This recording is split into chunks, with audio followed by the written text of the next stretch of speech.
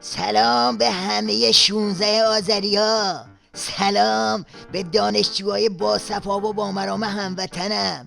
بچه ها تبریک به خاطر روزتون، تبریک به خاطر سوزوندن دماغ شیخ فری، تبریک به خاطر مشت همه 16 آذریا تو ملاج ولی فقیه. شیخ فری برای اینکه یه وقت شعله های آذر به عبا و عمامش نگیره کلی نقشه کشیده بود. عضو بسیج دانشجویی دانشگاه صنعتی شریف گفت از 1500 نفری که قرار است در سالن و در مراسم روز دانشجو شرکت کنند تنها 350 نفر دانشجو هستند و مابقی آن مشخص نیست که چه کسانی هستند.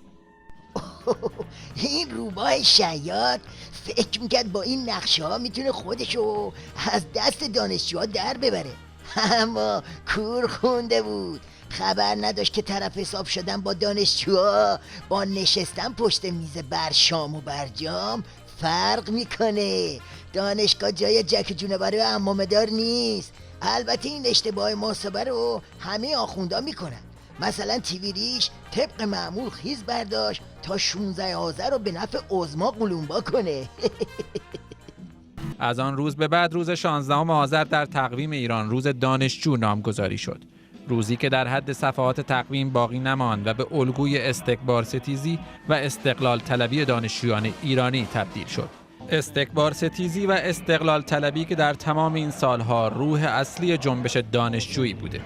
بله، از اونجایی که روز دانشجو لقمه ای نیست که به این سادگی ها از گلوی دیکتاتورا پایین بره، این بارم تو گلوی آخوندا گیر کرد و 2 قدم بعد آهونالشون از 16 آذر و دانشجوها به هوا رفت.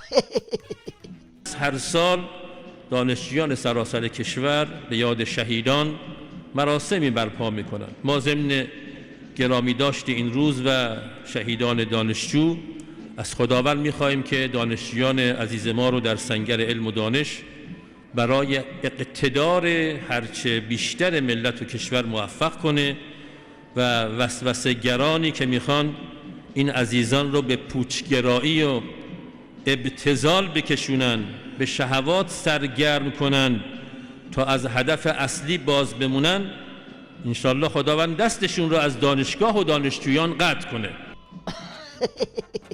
چی شد پس؟ تو که میگفتی 16 آذر روز استکبار ستیزیه، پس چی شد الان یه دفعه به پت افتادی؟ این همه ترس و وحشتتون برای چیه؟ مگه نمیگید دانشگاه با حوزه پیوند خورده؟ مگه 36 ساله کودتای فرهنگی نکردید؟ مگه با سهمیه بندی و 1000 تا غلط دیگه دنبال این نبودی که عمامه رو سر دانشگاه بذارید؟ پس چی شد؟ الان از چی میسوزید که جمعه بازارتون شده سوزش از دانشگاه؟ آخوند محمد سوری: دشمن تلاش می کند که تفکر دانشگاه را تغییر دهد. آخوند دری نجف آبادی در نمایش جمعه عراک: دشمنان امروز به دنبال نفوذ در دانشگاه ها هستند. آخوند قریشی در نمایش جمعه ارومیه 13 آذر: بسیاری از منافقان و دشمنان داخلی قصد تحریف این مراسم بزرگ را داشته و می‌خواهند این مراسم باشکوه را به مراسم مبتذل تبدیل کنند. بله، ولی فقیه پیزوری هرچی رو بخوری دانشگاه رو نمیتونی بخوری. 16 آذر رو نمیتونی قورت بدی. این 16 آذره که تو رو قورت میده. آره، دوره مصادره دانشگاه و دانشجو گذشته. خودتو واسه نوش جان کردن ضربه های اساسی تر آماده کن. آهای شیخ فری، تو هم نمیخواد اینقدر دنبال طرح و نقشه باشی.